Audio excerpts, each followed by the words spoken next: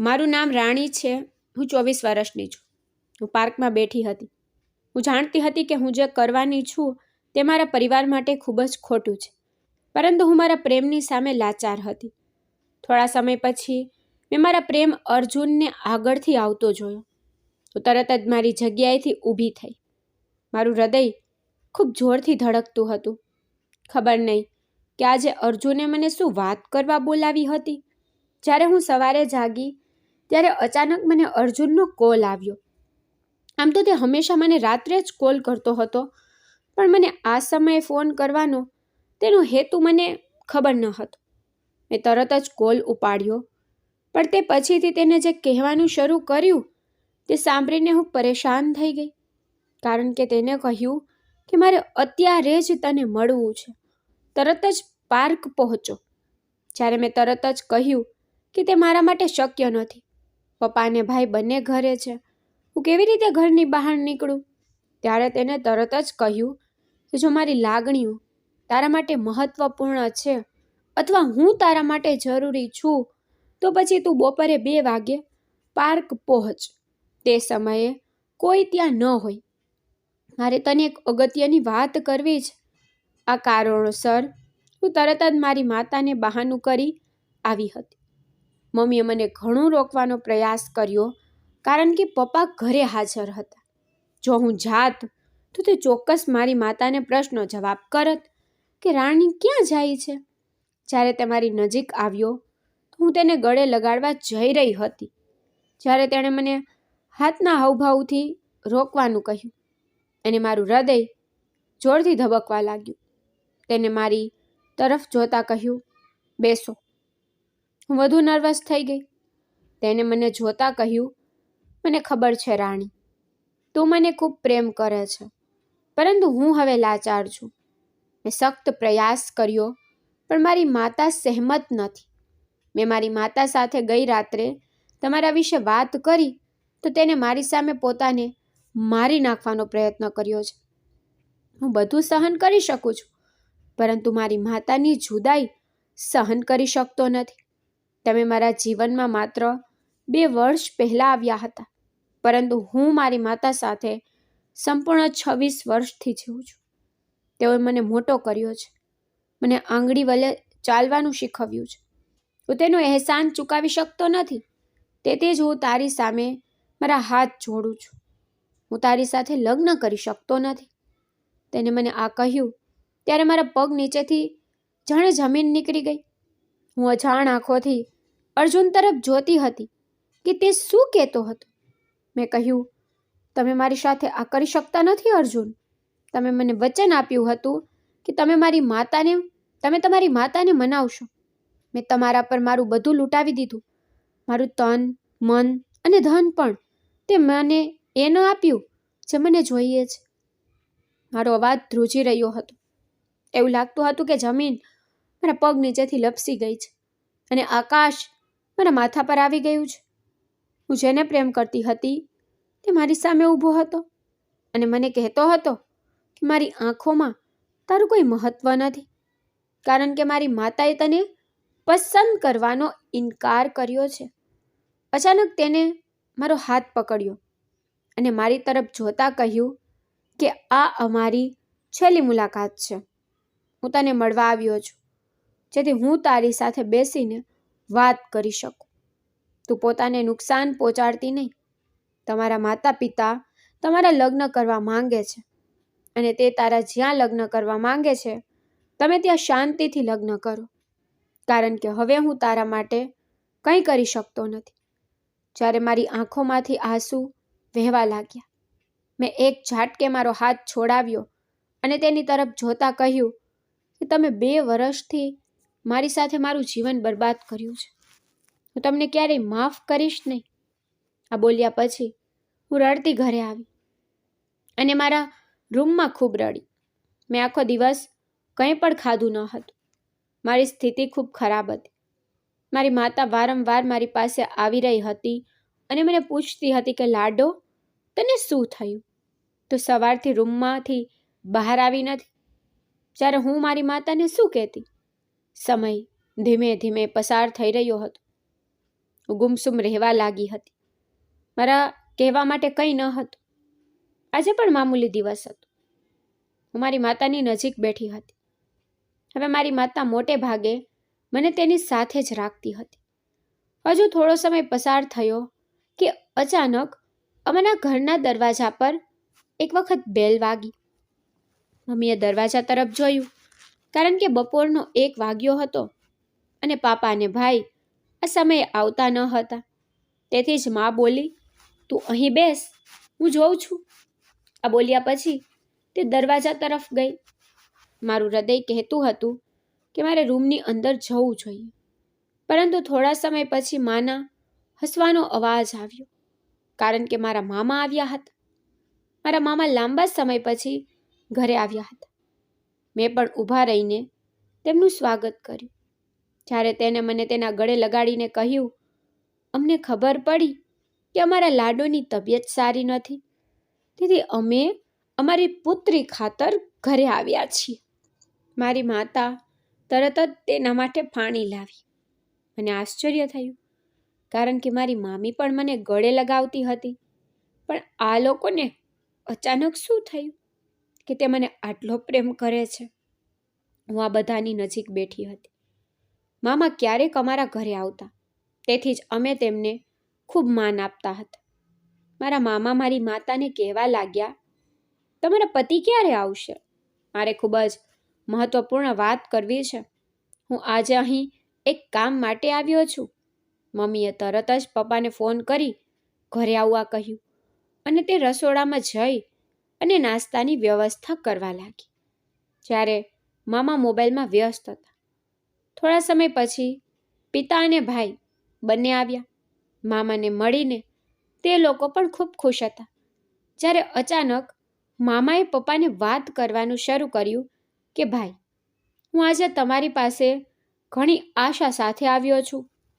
આજે હું તમારા ઘરની ખૂબ મૂલ્યવાન વસ્તુ માંગવા આવ્યો છું. તેમની શૈલી ખૂબ જ વિચિત્ર હતી. મેં તેની તરફ જોયું, કારણ કે હું તેની વાતોનો અર્થ ખૂબ સારી રીતે સમજી ગઈ હતી. મારું હૃદય જોરથી ધબકવા લાગ્યું. મેં અર્જુન સિવાય બીજા કોઈ વિશે ક્યારેય વિચાર્યું ન હતું. હું મારા હૃદયમાં પ્રાર્થના કરી રહી હતી કે મામા મને તેના દીકરા માટે ન માંગે, પરંતુ કદાચ આજે મારી દુઆ કબૂલ થવાની ન હતી. મામાએ પિતા તરફ જોતા કહ્યું, અમે આજે તમને તમારી પુત્રી માટે પૂછવા આવ્યા છીએ. મારો પુત્ર કરણ મને મારી ભત્રીજી માટે ગમે છે. મેં વિચાર્યું છે કે આ બંનેને એક થઈ જવું જોઈએ, જેથી અમારું કુટુંબ આગળ વધે અને સંબંધોમાં પણ મીઠાશ આવે. મમ્મી પપ્પા તો મામાની વાત સાંભળીને આનંદમાં આવી ગયા અને આ જ પરિસ્થિતિ મારા ભાઈની હતી. જ્યારે મને તો સાપ સૂંઘી ગયો હતો. મારું માથું નીચે નમી ગયું હતું. મારું હૃદય ખૂબ નર્વસ હતું. હૃદય કર્યું કે હું દરેકને છોડી અને ક્યાંક દૂર ચાલી જાઉં. જ્યારે કોઈ વ્યક્તિનું બ્રેકઅપ થાય છે ત્યારે તેનું સ્વાસ્થ્ય ખરાબ રહે છે. અને હવે મામાને સાંભળ્યા પછી મને વધુ બેચેની હતી. મમ્મી તરત બોલી, ભાઈ, આના કરતાં વધુ સારું શું હોઈ શકે કે તમે પોતે આ સંબંધ માટે પૂછવા આવ્યા છો? મારો ભાઈ આવ્યો છે અને હું ક્યારેય ના મારા ભાઈને ખાલી હાથ મોકલ્યો છે કે ના મોકલીશ. જ્યારે મામાએ પિતા સામે આશા સાથે જોયું હતું અને પાપાએ પણ આ જ શબ્દ કહ્યા હતા. આમ તો મમ્મી પપ્પાના મગજમાં પહેલેથી જ આ વાત હતી, પરંતુ શરમ અને આદરને કારણે તે કંઈ બોલી શક્યા નહીં. પરંતુ આજે તે બંને મામાના મોંમાંથી સંબંધ વિશે સાંભળી ખુશીથી ઝૂમી રહ્યા હતા. મામી તરત જ તેની જગ્યાએથી ઊભી થઈ અને દરેકને મીઠાઈઓ ખવડાવવાનું શરૂ કર્યું. તેઓએ મારા મોંમાં પણ મીઠાઈ મૂકી અને હું વડીલોની સામે એકદમ મૌન હતી. મેં એક પણ શબ્દ ન કહ્યો, કારણ કે મારા માતા પિતા મારા માટે ખૂબ જ મહત્વપૂર્ણ હતા. મામા અને મામી સાંજ સુધી અમારા ઘરથી ચાલ્યા ગયા હતા. તેને ઘણી બધી વાતો કરી હતી અને ઝડપી લગ્નની માંગ કરી હતી. પપ્પા અને માને પણ કોઈ વાંધો ન હતો. ઉપર યુવાન હતી અને મારી તૈયારીઓ લગભગ પૂર્ણ થઈ ગઈ હતી. તેથી મમ્મી પપ્પા ઈચ્છતા હતા કે હું વહેલી તકે મારા ઘરે જાઉં, પરંતુ મારી વિચારસરણી અલગ હતી.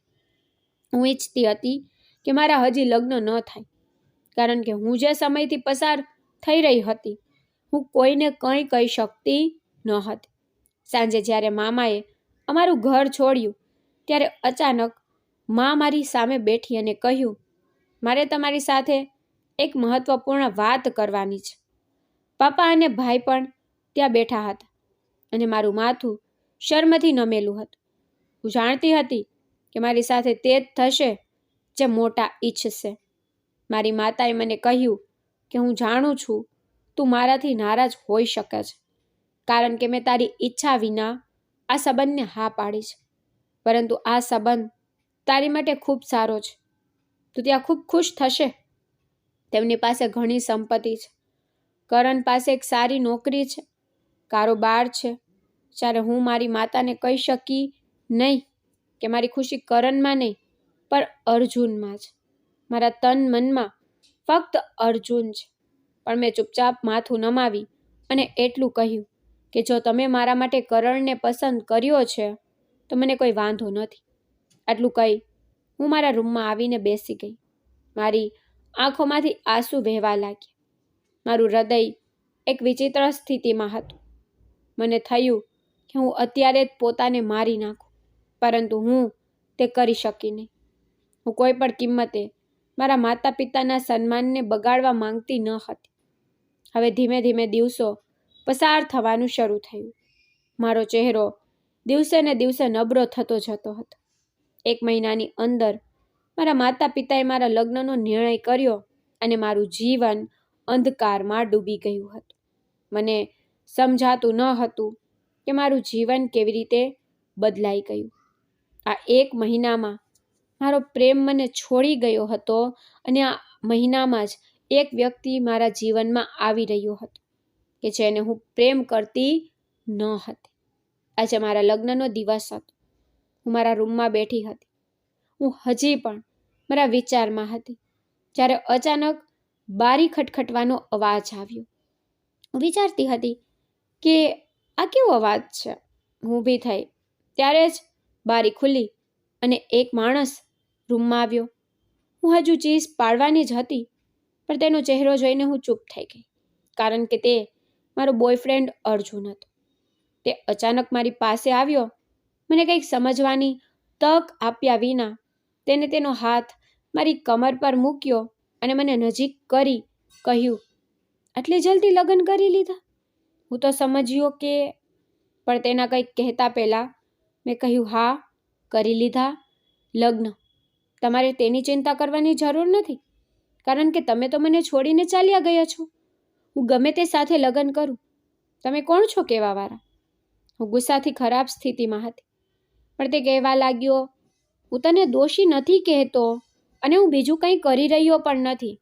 હું તો તને એક ભેટ આપવા આવ્યો છું, જે તને ખૂબ જ ટૂંક સમયમાં કામ આવશે. આ કહીને તેણે મારી તરફ એક બોક્સ આપ્યું.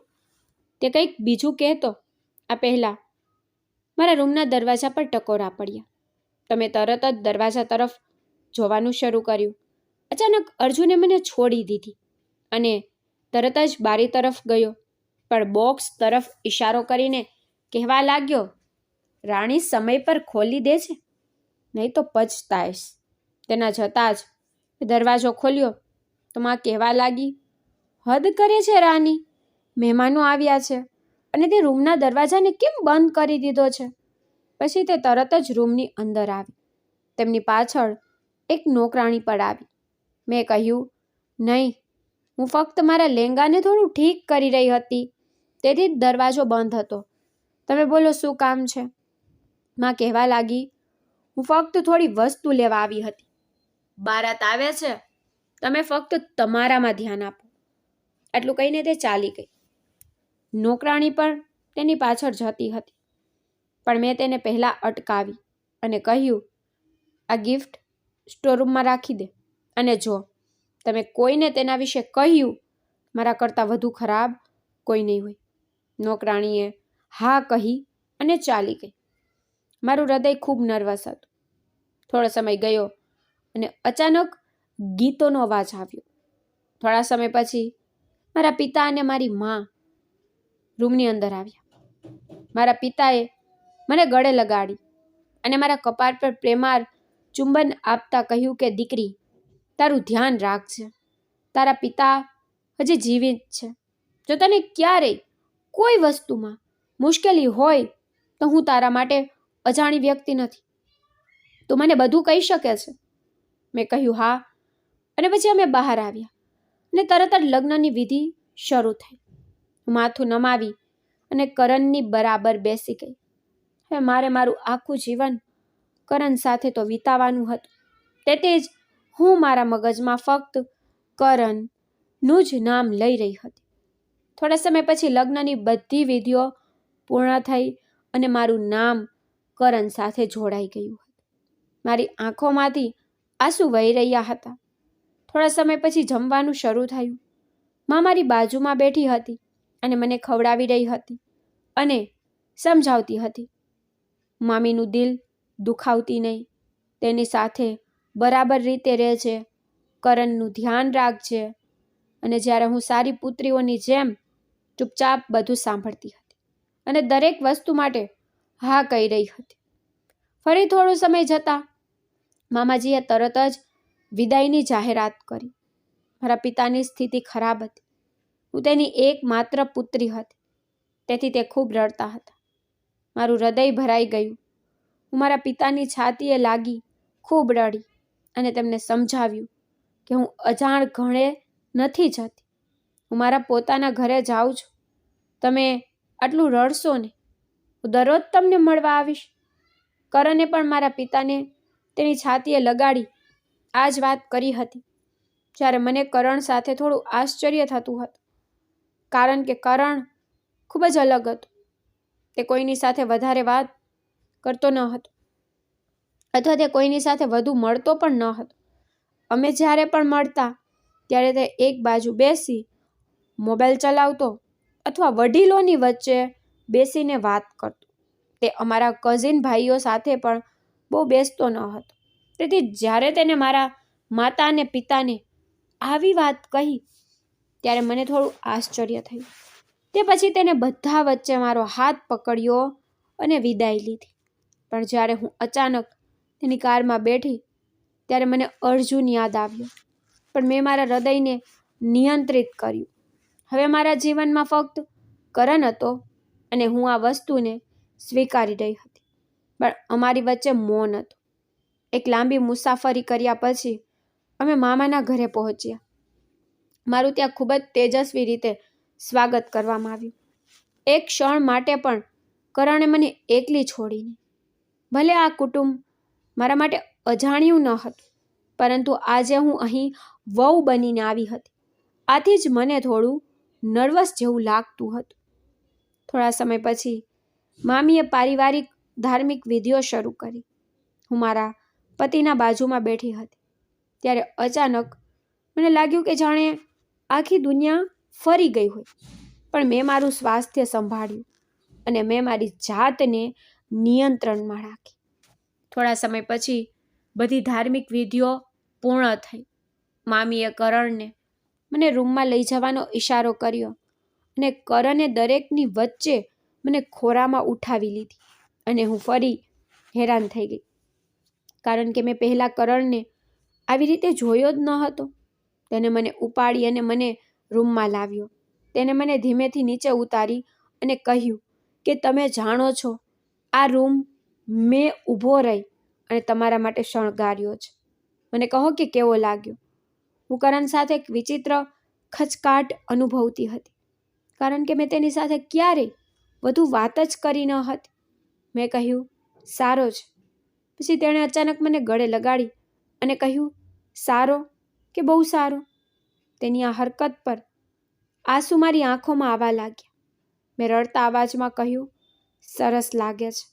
તો તેણે અચાનક મને પોતાની જાતથી અલગ કરી અને મારા ચહેરા તરફ જોતા કહ્યું શું થયું, બધું બરાબર છે? પરંતુ મારી આંખોમાં આંસુઓનો પૂર હતો. તેને મારો હાથ પકડ્યો અને મને પલંગ પર બેસાડી અને પોતે મારા પગ પાસે બેસી ગયો. કહેવા લાગ્યો, બોલો રાણી, શું થયું? કોઈ સમસ્યા હશે તો હું દૂર કરી દઈશ. તો હું ધીમા અવાજમાં બોલી, નહીં, કોઈ કારણ નથી.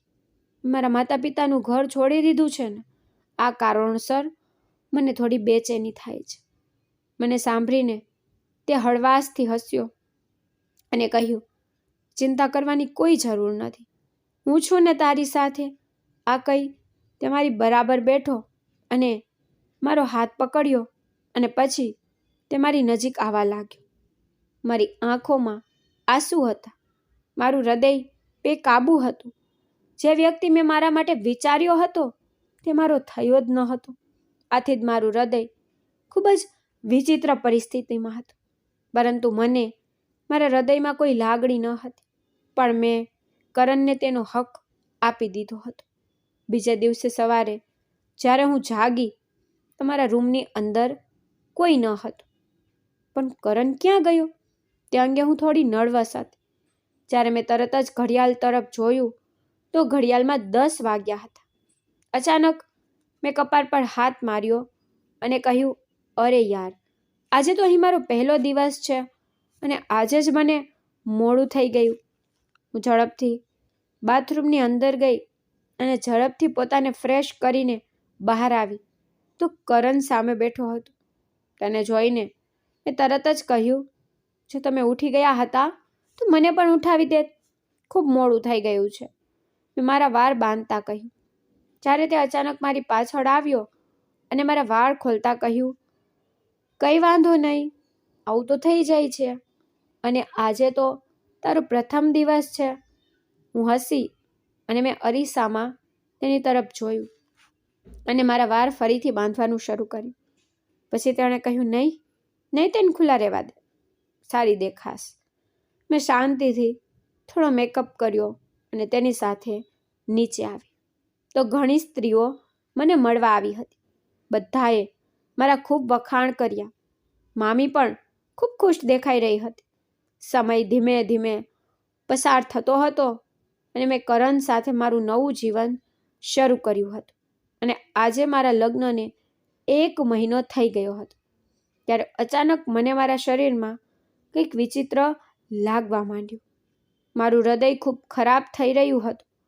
આ કારણોસર હું બારીની નજીક ઊભી રહી અને લાંબા સમય સુધી ઠંડી હવા લીધી અને પછી મને ઉલટી જેવું થવા લાગ્યું. તરત જ બાથરૂમમાં ગઈ. મને ખૂબ મોટી ઉલટી થઈ અને હું ત્યાં જ બેસી ગઈ. મારામાં કંઈ બોલવાની હિંમત ન હતી. જ્યારે અચાનક મેં બહારથી કરણનો અવાજ સાંભળ્યો. મેં કહેવાની હિંમત કરી કે હું અહીં છું. કરણ તરત જ ત્યાં આવ્યા અને મને જોયા પછી મારી પાસે આવ્યા. તેણે મને ઉપાડી અને કહ્યું, શું થયું છે? તું બાથરૂમમાં કેમ બેઠી છે? મેં કહ્યું, મને બરાબર લાગતું નથી, વિચિત્ર સ્થિતિ થઈ રહી છે. તેણે તરત જ મને ઉપાડી અને બહાર લાવ્યા અને પલંગ પર બેસીને મારી તરફ જોતા તેણે કહ્યું, જો તને સારું ન લાગે તો અમે અત્યારે જ ડૉક્ટર પાસે જઈ રહ્યા છીએ. હું તને 2 દિવસથી નોંધી રહ્યો છું. માં પણ એવું જ કહેતી હતી કે ડૉક્ટર પાસે ચેક કરાવી લો. ખબર નહીં કેમ મને તો સારા સમાચાર લાગે છે. તે ખબર નથી, તે અચાનક બોલ્યો અને મેં કરણ તરફ જોયું. આટલું જલ્દી કેમ થઈ શકે છે? પરંતુ હું શાંત રહી. કરણે મને થોડી ઝડપથી તૈયાર થવાની સૂચના આપી હતી કે પછી અમે ક્લિનિક જઈશું. પણ મને એક ડર હતો. પરંતુ મેં તરત જ મારી જાતને સમજાવ્યું કે ના, તે થઈ શકે નહીં. હજુ તો મારા લગ્ન થયા જ છે. હું સારા સમાચાર કેવી રીતે આપી શકું? પરંતુ હું મૌન રહી. ઝડપથી તૈયાર થઈ ગઈ અને અમે બંને ક્લિનિક માટે બહાર ગયા. હું મારા પતિ સાથે આગળની સીટ પર બેઠી હતી. મારું હૃદય જોરથી ધબકતું હતું. બેચેની મારા સમગ્ર શરીરમાં ફેલાયેલી હતી. મારો ચહેરો લાલ થઈ રહ્યો હતો. મારા પતિએ અચાનક મારો હાથ પકડ્યો અને કહ્યું કે જો સારા સમાચાર છે તો હું આખા શહેરમાં મીઠાઈઓનું વિતરણ કરીશ, કારણ કે મને બાળકો ખૂબ જ પસંદ છે. ત્યારે હું શાંત આંખોથી કરણ તરફ જોતી હતી. લાંબા અંતરને કાપી અમે ક્લિનિક પહોંચ્યા. કેટલાક દર્દીઓ પછી અમારો નંબર આવ્યો હોય. કરણને જોતા જ ડૉક્ટરે વેલકમ કર્યું, કારણ કે કરણ અને ડૉક્ટર એકબીજાના ખૂબ સારા મિત્રો હતા. તેને મારું ચેકઅપ કરવાનું શરૂ કર્યું અને પછી કરણ તરફ જોતી વખતે આશ્ચર્ય સાથે કહ્યું, તમારું બેબી તો 1 મહિનાનું થઈ ગયું છે. મારું હૃદય તો જાણે હસવાનું ભૂલી ગયું હતું, પણ કરણના ચહેરા પર સ્મિત ફેલાઈ ગયું હતું. ત્યારે ડૉક્ટર બોલી, કેમ તમે ખુશ નથી? તેનો અવાજ સાંભળીને તરત જ માથું ઊંચું કર્યું અને કહ્યું, ના, એવી કોઈ વાત નથી. હું નર્વસ હતી કે આગળ પ્રક્રિયા શું હશે. ડૉક્ટરે કહ્યું, તમારે ખૂબ કાળજી લેવી પડશે, કારણ કે તમારા શરીરમાં લોહી ઓછું છે.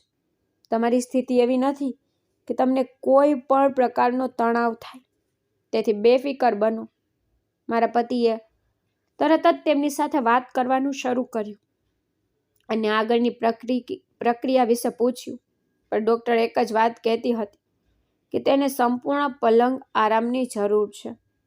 પછી સમય ઝડપથી પસાર થવાનું શરૂ થાય. કરણ મને એક પલ માટે પણ છોડતા ન હતા. તે મારું ખૂબ ધ્યાન રાખતા હતા. હું તેના પ્રેમમાં બધું ભૂલી ગઈ હતી. એવું લાગતું હતું કે જાણે કોઈ નવું જીવન શરૂ થયું હોય. ગર્ભાવસ્થા દરમિયાન પતિનો પ્રેમ પત્નીને મળે છે તે આખી જિંદગી યાદ રહે છે. મારી પણ આવી જ પરિસ્થિતિ હતી. એવું લાગતું હતું કે મારા જીવનમાં ફક્ત કરણ છે. અર્જુન ક્યાંય પણ ન હતો, કે હું તે વ્યક્તિને યાદ રાખવા માંગતી ન હતી. સમય વધુ ઝડપથી આગળ વધ્યો. આંખના પલકારે 9 મહિનાનો સમય પસાર થયો. દરેક ક્ષણે કરણ મારી ખૂબ કાળજી લેતો હતો અને હું એક અલગ દુનિયામાં પહોંચી ગઈ હતી. મારા સાસરિયાઓ ખૂબ સારા હતા. મામાજી, મામીજી, તેના બાળકો બધા મને ખૂબ પ્રેમ કરતા હતા. આજે મારી ડિલિવરી હતી, તેથી હું થોડી અસ્વસ્થ થઈ ગઈ. ખબર નહીં આજે મારી સાથે શું થવાનું હતું. દરેક છોકરી માટે આ સમય ખૂબ જ પીડાદાયક અને ડરાવનો હોય છે. દરેક છોકરી જીવન અને મૃત્યુ લડવા જઈ રહી હોય છે. આ કારણોસર મેં મારી માતાને ગળે લગાવીને ઘરું રડી. ડૉક્ટરોએ મને બેભાન કરી દીધી. ઘણા સમય પછી જ્યારે હું ભાનમાં આવી ત્યારે ભગવાને મને પુત્ર આપ્યો. દરેક વ્યક્તિ મારા બાળકને ખોળામાં લઈ પ્રેમ કરતા હતા. મેં આસપાસ જોયું તો લોકો દરેક જગ્યાએ હાજર હતા. કરણ મારી તરફ હસતા હસતા જોઈ રહ્યા હતા. તે તરત જ મારી પાસે આવી અને મારા કપાળ પર પ્રેમ કર્યો. તેને મારા બાળકને મારા ખોળામાં આપીને મને ગળે લગાવી અને પ્રેમથી બોલ્યા હતા કે મારી જાન, આજે તમે મને તે ભેટ આપી છે જે મેં ક્યારેય વિચારી પણ ન હતી. આજે આપણા બાળકને ખોળામાં લઈ હું જે સુકૂન મહેસૂસ કરી રહ્યો છું, મારા શબ્દોમાં કહી શકતો નથી. અને આ બધું ફક્ત તારા કારણે જ થયું છે. હું ખુશીથી હસી અને તેની છાતીએ લાગી ગઈ. ધીરે ધીરે સમય જતો રહ્યો અને હું મારી ડિલિવરી પછી માના ઘરે ગઈ. કારણ કે આ સમય છોકરી માટે ખૂબ મુશ્કેલ હોય છે અને માતા પિતા છોકરીની સૌથી નજીક હોય તો પછી છોકરી હળવી થઈ જાય છે. અને મારી માતા હંમેશા મારી સંભાળ લેતી હતી. કરણ રાત્રે મારી પાસે આવતા અને મારી સાથે સમય પસાર કરતા અને તે દિવસભર કામ કરતા હતા. મામા મામી પણ મને અને તેના પૌત્રને મળવા આવતા હતા. હું મારી માતા પાસે આવી તેને 2 અઠવાડિયા થયા હતા. હવે કરણને સ્પષ્ટપણે કહી દીધું હતું કે તે મને તેની સાથે લઈ જશે. આજનો દિવસ હતો જ્યારે અર્જુનનો વિચાર અચાનક મારા મગજમાં આવી ગઈ. તે રાત્રે તે મને મળવા માટે આવ્યો હતો. તે યાદ કર્યા પછી હું એક ક્ષણ માટે થોડી પરેશાન થઈ ગઈ. પછી અચાનક મેં તે નોકરાણીને બોલાવી અને જેને મેં અર્જુનની ભેટ રાખવા આપી હતી તેને મને આ તરત જ ખોલવાનું કહ્યું હતું અને હું 1 વર્ષનો આખો સમય પસાર કરી ગઈ હતી. નોકરાણી મારી સામે આવી. તને જોતા મેં કહ્યું, તમને યાદ હશે લગ્ન સમયે મેં તમને લાલ ભેટ આપી હતી અને કહ્યું કે તેનો તેને સ્ટોર રૂમમાં રાખી દો. શું તમને યાદ છે? તે થોડી ક્ષણો માટે એકદમ મૌન હતી. પછી બોલી, હા મેડમ, મને એકદમ યાદ છે. મેં કહ્યું, તે લાવો. અને હું રૂમમાં તેની રાહ જોતી હતી. એક ક્ષણ માટે મને શરમ આવી. હવે હું કોઈ બીજાની પત્ની હતી. મારે તેનો વિચાર પણ કરવો જોઈતો ન હતો, પણ મને તે જોવાની ઈચ્છા હતી કે તેમાં શું છે. થોડા સમય પછી તે નોકરાણી ભેટ લાવી અને મને આપી. એ તરત જ તે ખોલ્યો. તેની અંદર એક રિપોર્ટ હતો અને એક કાગળ હતો. મેં તરત જ તે રિપોર્ટ ખોલ્યો અને તે જોઈ મારા પગ નીચેથી જમીન નીકળી ગઈ. હું ફાટેલી આંખોથી તે જોઈ રહી હતી ને બોલતી હતી, ના ના, આવું ન થઈ શકે, આ જૂઠું છે.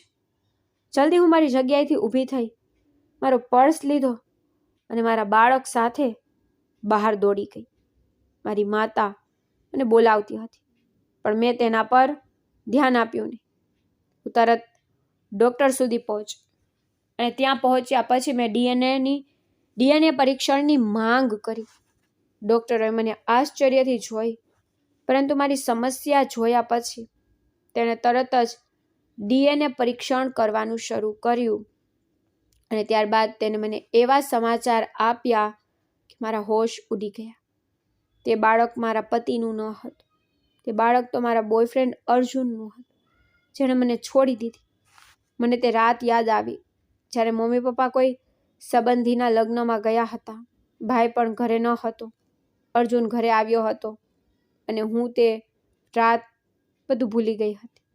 અને અર્જુનને ખબર પડી ગઈ હતી કે હું તેના બાળકની માં બનવા જઈ રહી છું અને તેથી જ તેને મને છોડી દીધી. મારું હૃદય ખૂબ જ દુઃખી થઈ ગયું.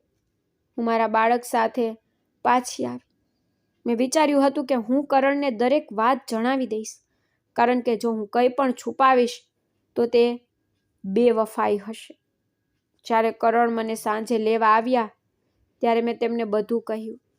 જ્યારે તે મને સાંભળી થોડા હસ્યા અને કહ્યું કે રાની, તાર ચિંતા કરવાની જરૂર નથી અને ન તો વિચારવાની જરૂર છે કે તે મારી સાથે બેવફાઈ કરી છે. હું જાણું છું કે લગ્ન પછી તું મારી સાથે ઈમાનદાર રહી છો અને મને આ સમાચાર વિશે તો પહેલેથી જ ખબર હતી કે આ બાળક મારું નથી, કારણ કે તમારો બોયફ્રેન્ડ લગ્નના 2 દિવસ પછી જ મારી પાસે આવ્યો હતો અને બધું કહી દીધું હતું. પરંતુ જ્યારે મેં તારી બાજુથી આ વસ્તુ જોઈ નહીં, પરંતુ મેં તારી પ્રામાણિકતા જોઈ, પછી મેં વિચાર્યું હતું કે જો આવા કોઈ સારા સમાચાર હોય તો પણ મને વાંધો નથી.